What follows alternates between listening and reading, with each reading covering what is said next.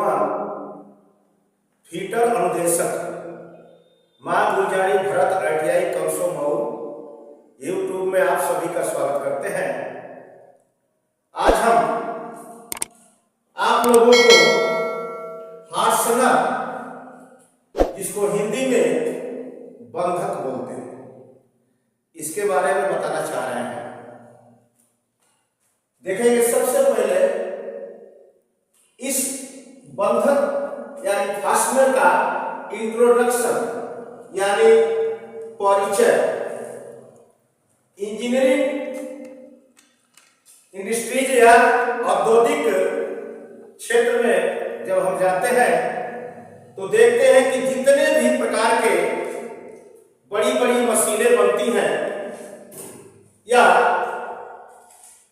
कोई इंजन बनता है, चाहे रेल के इंजन हो, चाहे हवाई जहाज हो, चाहे मोटरसाइकिल हो, चाहे साइकिल हो, चाहे पंपिंग सेट हो, चाहे किसी तरह की कोई व्हीकल हो या ट्रक हो या बस हो, तो उसमें बहुत से छोटे छोटे पार्टों को जोड़ करके एक बड़ी मशीन का आविष्कार किया जाता है।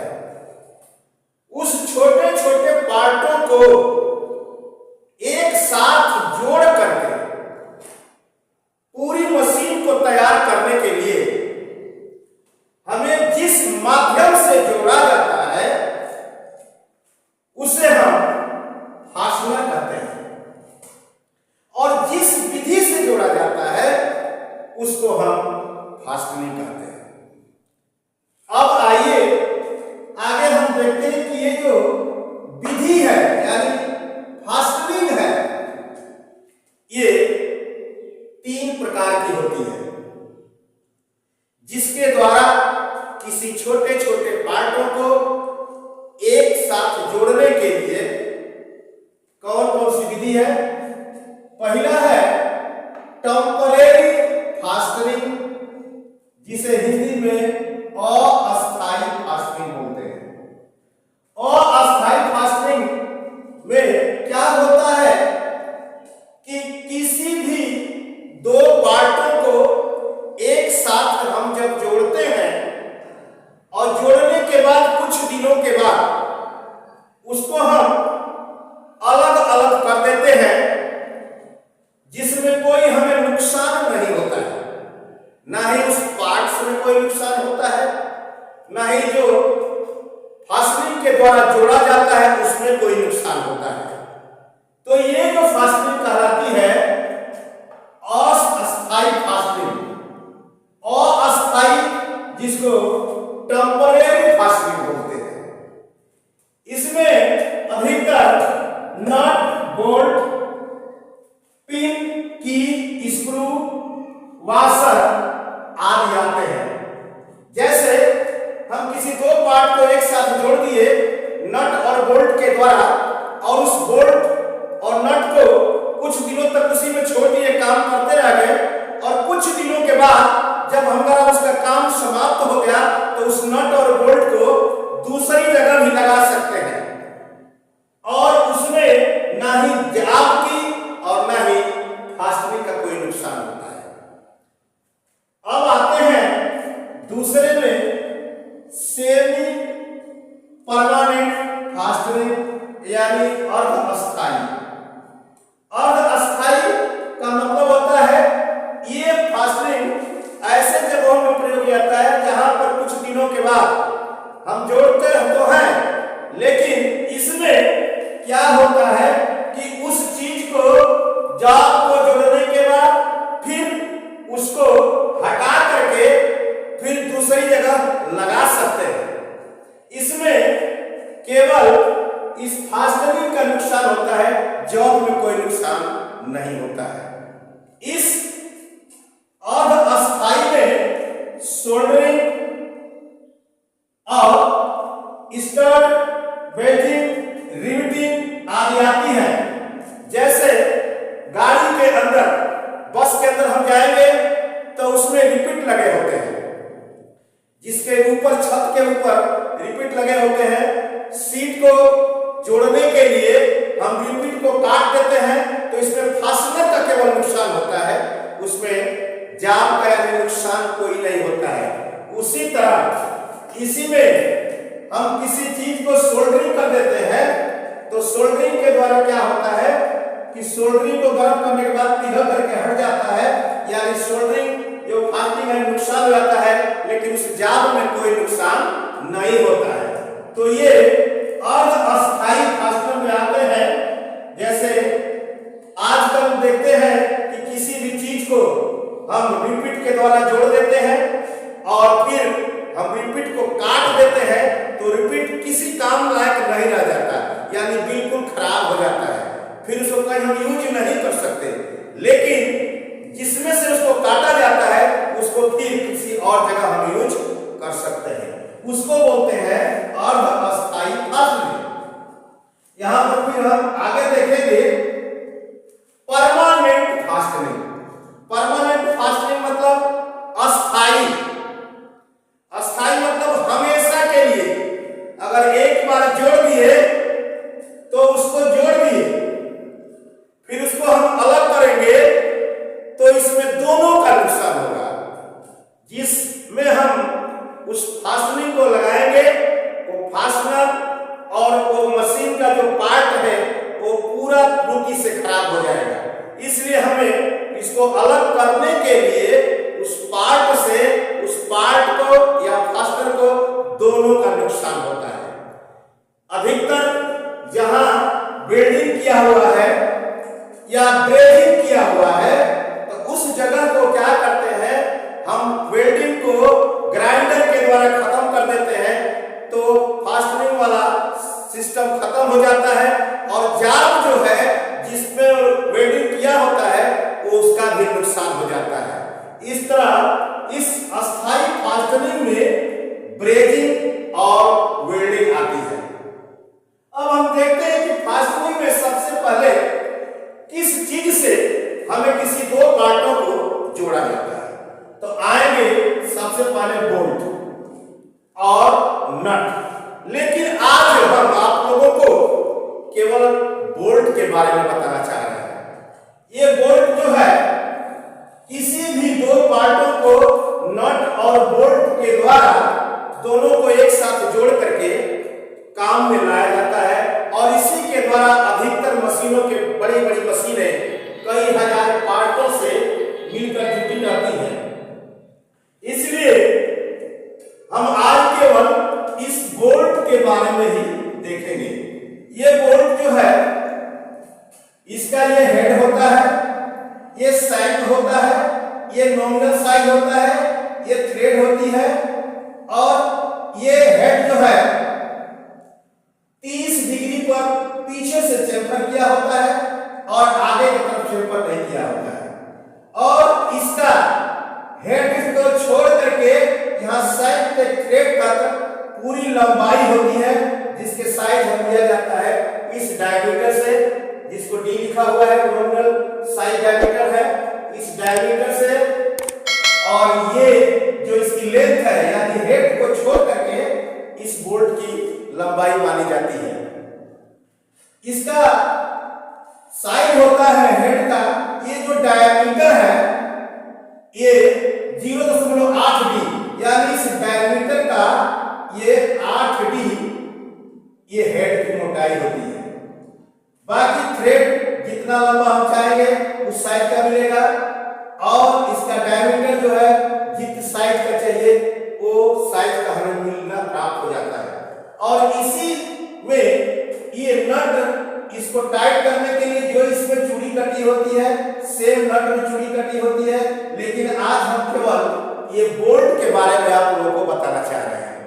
ये बोल्ट अधिकतर हेड के अनुसार जाना जाता है, यानी types of bolt. Types of bolt यानी बोल्ट के प्रकार में जितने भी प्रकार के बोल्ट यहाँ पाए जाते हैं उनको हेड के अनुसार जाना जाता है। ये विभिन्न प्रकार के होते हैं जिनमें कुछ हम आज आप लोगों को बताना चाह रहे हैं। पहला है hexagonal head bolt. Hexagonal head bolt या हिंदी में बोलते हैं हेक्सागनल बोल्ट को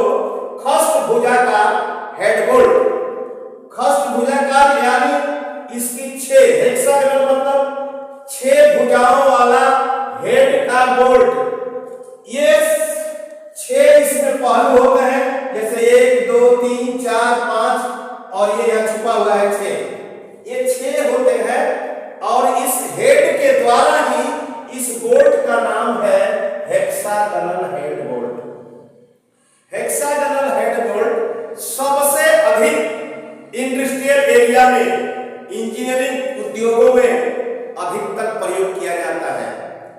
सबसे अधिक यूजफुल यही बोल्ट होता है। इस बोल्ट की खासियत यह होती है कि इसको टाइट करने के लिए इसके साइड में हेड बना होता है, दूसरे साइड में चूड़ी बनी होती है, उस पर नट लगा करके एक साइड स्पेनर से पकड़ करके हेड को, दूसरे साइड से नट को चढ़ा करके दूसरे स्पेनर से इजीली टाइट कर सकते हैं। इसमें दोनों हाथ में स्पेनर की जरूरत होती है, नीचे पकड़ना पड़ता है जिससे बोल्ट घूमने न पाए, और ऊपर से नट को टाइट करते हैं। अब आते हैं हम इस हेक्सागनल हेड बोल्ट के बाद, ये ऊपर देखेंगे ये बना हुआ है हेक्सागनल बोल्ट। अब देखेंगे इसके नट भी लगा है इसको टाइट करने के लिए, इस हेड को हेक्सा पकड़ते हैं, इसको भी पकड़ लेंगे। ये हेक्सागनल हेड और हेक्सागनल हेड बोल्ट और हेड नट भी है, लेकिन आज हम केवल इस बोल्ट को हेक्सागनल बोल्ट के ही बारे में बताना चाह रहे हैं। दूसरे बार हम नटों के बारे में बताना चाहेंगे। अब दूसरा नंबर पर आता है square head bolt. Square head bolt ये अधिकतर यहां पर देखेंगे इसका हेड गोल होता है लेकिन वर्गाकार होता है। ये हेक्सागनल होता है लेकिन ये वर्गाकार यानी 4 भुजा वाला होता है, और ये 4 भुजा वाला इसमें थोड़ा सा ये रेडियस बना होता है। ये अधिकतर चारा काटने मशीनों पर या लकड़ी के कामों में प्रयोग किया जाता है, और इसका भी इतनी दूरी से थ्रेड होती है, फिर टोटल लेंथ यहाँ से होता है, ये हेड होता है। यहाँ पर किसी किसी बोल्टों में स्क्वायर बना होता है और किसी किसी में नहीं बना होता है। अधिकतर ये बोल्ट चारा काटने वाली मशीनों में बने और लगे होते हैं, जहां पर कि ग्रास लगाई जाती है। उसके पीछे चौकोर बोल्ट है जो स्लॉट के अंदर फंस जाते हैं और ऊपर से बोल्ट को पकड़ करके नट से टाइट कर लिया जाता है। तीसरा नंबर पर आता है कप और राउंड हेड बोल्ट।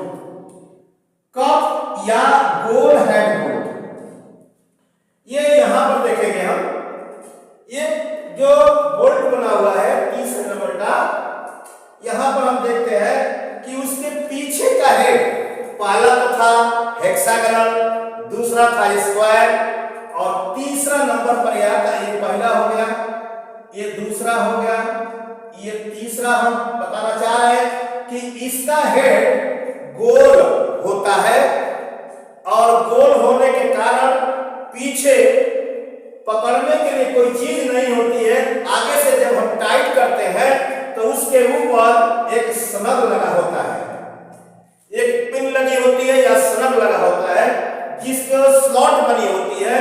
पीछे से उसको डालने के बाद वो स्नग खांचे में फंस जाता है और आगे से नट को हम टाइट कर देते हैं, और ये हेड को हम इसको पकड़ नहीं सकते, इसीलिए ये स्नग लगा होता है। पीछे से ये गोल होता है, आगे भी थ्रेड बनी होती है, इसमें नट हम लगा लेते हैं, चाहे कैसा भी नट हो, चौकोर नट हो, हेक्सागनल नट हो, कोई भी नट हो सकता है, ये बना सकते हैं। इसके बाद हम आते हैं T head bolt. T head bolt ये चौथे नंबर पर आता है। टी हेड बोल्ट अधिकतर टी स्लॉट मशीन जितनी भी होती है उनमें टी बोल्ट डालने के लिए टेबल पर टी स्लॉट कटे होते हैं, जैसे मिलिंग मशीन पर देखे होंगे, फिर ड्रिलिंग मशीन पर देखे होंगे, स्लॉटर मशीन पर देखे होंगे, शेपर मशीन पर देखे होंगे, प्लेनर मशीन पर देखे होंगे। अधिकतर टी स्लॉट कटे होते हैं, जिनको बड़े बड़े मशीनों को पकड़ने के लिए टी स्लॉट उस पीस यानी जार के टेबल में कटा होता है, उसमें टी बोल्ट डालने के लिए स्लॉट में टी बोल्ट डालते हैं। ये खांचे में चला जाता है, ये उसके ऊपर मोटाई में चला जाता है, ये स्क्वायर होता है और इसके बाद इसमें अधिकतर नट लगाते हैं। इसमें नट कोई भी लगा सकते हैं इस साइज के अनुसार। जैसे किसी मशीन के टेबल पर हमें वाइस टाइट करना है तो उस टी बोल्ट के द्वारा वाइस को टेबल पर रख करके टी स्लॉट में बोल्ट को डालते हैं। बोल्ट को डालने के बाद वाइस को बोल्ट में घुसा देते हैं। घुसाने के बाद ऊपर से नट बोल्ट टाइट कर देते हैं और जिधर भी चाहेंगे उधर वाइस को जो मूव करने वाले उसे घुमा सकते हैं। और हेड जो टी स्लॉट का हेड है वो अंदर बैठा रहता है, वो वाइस को घूमने नहीं देता और वहीं पर टाइट हो जाता है। इस तरह के मजबूती से पकड़ने के लिए डायरेक्ट टेबल में ये काम में आता है, ये टी हेड बोल्ट। अब आते हैं चीज हेड स्क्रू, चीज हेड बोल्ट। चीज हेड बोल्ट ये वाला है यानी 5वां नंबर। ये ऊपर से तो गोल हेड होता है लेकिन फ्लैट होता है। ये ऊपर से तो गोल होता है लेकिन ऊपर से बिल्कुल फ्लैट होता है। ये इसमें भी एक चाबी जैसे स्नग या एक पिन लगी होती है। ये लंबे भारी जालों को उठाने के काम में आता है, वहां पर ये बोल्ट लगाया जाता है। इसके द्वारा चेन कुप्पी में भी लगा सकते हैं, वर्ग व्हील वर्ग शाफ्ट में जहां लगा होता है वहां पर इसका हम प्रयोग करते हैं। जो भारी वाहनों को, भारी भारी सामान को, जॉब को उठाने के लिए लगाते हैं तो वहां पर इस स्क्रू का हम प्रयोग करते हैं जो इस चीज को घूमने नहीं देता है। अब आते हैं आई बोल्ट। आई बोल्ट ये 6वां नंबर है। आई बोल्ट देखे होंगे, ये बहुत ही यूजफुल होता है, हैवी लोड उठाने के लिए होता है। बड़े बड़े कंटेनर होते हैं जिनके चारों कोनों पर या जनरेटर होते हैं, उनके चारों कोनों पर या बड़े हैवी मोटर होते हैं, उनके बिल्कुल बॉडी के बीच में ऊपर के साइड में लगा करके इस बोल्ट को या कोई बड़े भारी चीज को एक जगह से दूसरे जगह ले जाना है तो इसमें तार के रस्सों के द्वारा इसमें बोल्ट डाल करके तार से फंसा करके और इस भारी चीज को एक जगह से उठाकर दूसरी जगह ले जाया जाता है। अधिकतर ये भारी चीजों को उठाने के काम में आता है। जैसे हम देखे होंगे कि बड़े बड़े मशीनों को उठाने के लिए, एक जगह से दूसरे जगह ले जाने के लिए रस्सी के द्वारा या सीकड़ के द्वारा चारों कोनों से बांध करके बीच में चेन कुप्पी या हुक लगा करके और इस बोल्ट में फंसा करके हुक को हम उठाते हैं और एक जगह से दूसरे जगह मशीन को ले जा करके लगा सकते हैं। तो ये जो है भारी सामान को एक जगह से उठाकर दूसरी जगह ले जाने के लिए या उठाने के लिए ये आई बोल्ट बहुत ही पावरफुल और यूजफुल होता है। इसके नीचे भी थ्रेड कटी होती है जो बॉडी के अंदर चला जाता है। और अब आएंगे 7वें नंबर पर हुक बोल्ट। ये 7वां नंबर ये हुक बोल्ट। ये बोल्ट वहां पर प्रयोग किया जाता है जहां पर किसी जाल में किनारे पर हमको ड्रिल करना है और उसको और किसी चीज से पकड़ नहीं सकते, ना ही हम उसमें क्लैंप लगा सकते हैं, ना ही उसको हम वाइस से पकड़ सकते हैं। इसलिए उसको डायरेक्ट हम टेबल पर ही लगाते हैं और ये हुक बोल्ट को क्या करते हैं, ये जितना ऊपर वाला हुक है ये किनारी पकड़ते हैं और दूसरे तरफ किनारी पकड़ करके और इसको क्लैंप के द्वारा क्लैंप लगा करके एक नीचे की तरफ एक दूसरे साइड की तरफ लगा करके और इसके द्वारा हम बिल्कुल नजदीक यानी 1-2 मिलीमीटर भी अगर जगह रहती है तो यहाँ पर पकड़ करके हम इस चीज को ड्रिलिंग या मिलिंग या ग्राइंडिंग या कोई सब ऑपरेशन हम बड़ी आसानी से कर सकते हैं। अब आते हैं countersunk head bolt. Countersunk head bolt ये 8वां नंबर है।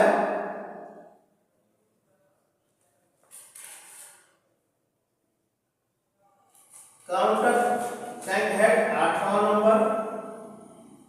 इसमें हम देखेंगे कि जिस जगह हमें इस बोल्ट की जरूरत कब पड़ती है, जब किसी टेबल में,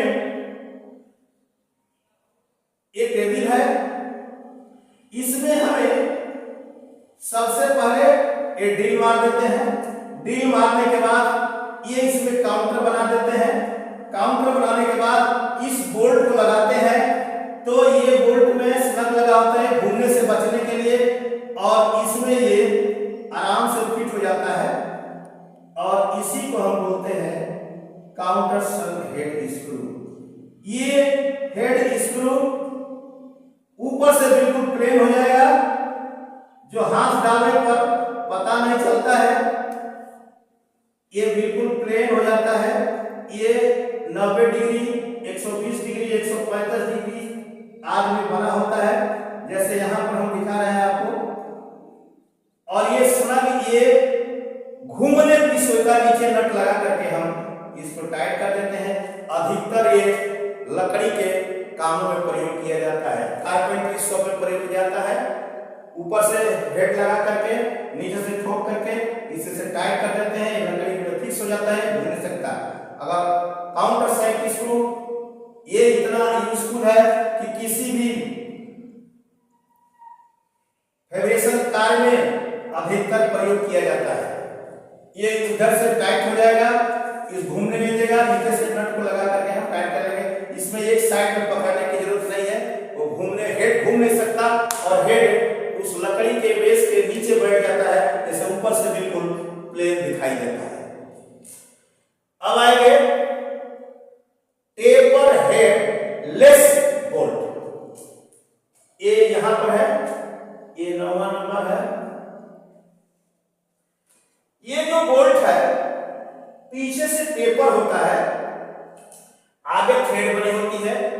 किसी चीज को पकड़ने के लिए बाहर हेड दिखाई नहीं देना चाहिए, जिसको हेड को छुपाना है तो क्या करते हैं, इस टेपर जो बना हुआ है इसी का टेपर बना होता है इस भाग में, और एक साइड से उसको डालते हैं, और जहां तक टाइट होना है वो टेपर अपने आप टाइट कर लेता है, और टाइट करने के बाद इधर से हम इसके नट लगा करके सैंक में फिल करते हैं।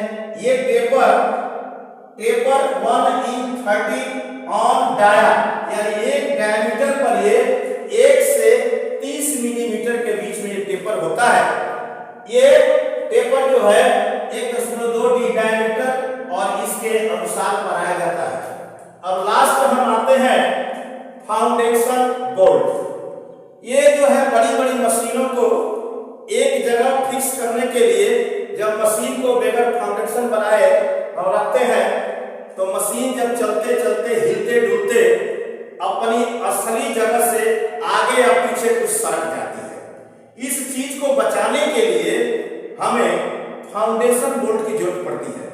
फाउंडेशन बोल्ट लगाने के लिए सबसे पहले हम जहां पर मशीन को लगाना है वहां पर मशीन को हम फिट कर देते हैं।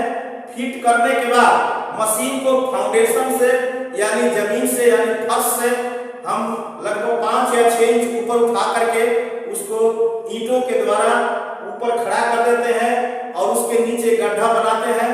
गड्ढा बनाने के बाद हम ये फाउंडेशन बोल्ट को उसके लेग के होलों में डाल करके और उसमें कंक्रीट या सीमेंट अलग मिला करके भर देते हैं। भरने के बाद जब वो बोल्ट सूख जाता है उसके बाद मशीन फाउंडेशन के हेड के नीचे हम एक बराबर करने के लिए लेवलिंग द्वारा यानी स्प्रिट लेवल के द्वारा हम मशीन को लेवलिंग कर लेते हैं और उस बोल्ट को जब डालने के बाद नट को टाइट करते हैं, ऊपर से वाशर लगा लेते हैं। फिर इसके द्वारा मशीन को लेवल करने के बाद चारों बोल्टों को टाइट करने के बाद मशीन फिक्स हो जाती है, हिल डुल नहीं सकती और लेवलिंग भी सही हो जाती है। इसलिए ये जो बोल्ट होते हैं बहुत ही यूजफुल होते हैं मशीन लगाते हैं तो ये फाउंडेशन मशीन के नीचे जो बोल्ट लगा होता है एक जगह फिक्स हो गया, मशीन कितना भी स्पीड में चलाए वो हमेशा एक जगह फिक्स रहेगी, हिलेगी डुलेगी नहीं। इसमें काम करने में वर्कर को बड़ी आराम होता है और जाम भी बहुत बढ़िया बनते हैं। ये जो फाउंडेशन बोल्ट है ये काम के अनुसार कई तरह के होते हैं, इसके बारे में हम फिर बाद में बताएंगे आप लोगों को। आज इतना ही बारे में बताना चाह रहे हैं, लेकिन जो ये बता रहे थे बोल्ट, ये बोल्ट जो है अधिकतर माइल्ड स्टील का बनाया जाता है। कार्य के अनुसार ये पीतल, तांबा आदि भी धातुओं के बनाए जाते हैं जिन्हें काम के अनुसार हार्ड एवं टेम्पर कर लिया जाता है। ये अधिकतर काले रंग के बनाए जाते हैं जो हार्डिंग और टेम्परिंग के बाद मिलता है। आज बस हम इतना ही बताना चाह रहे हैं।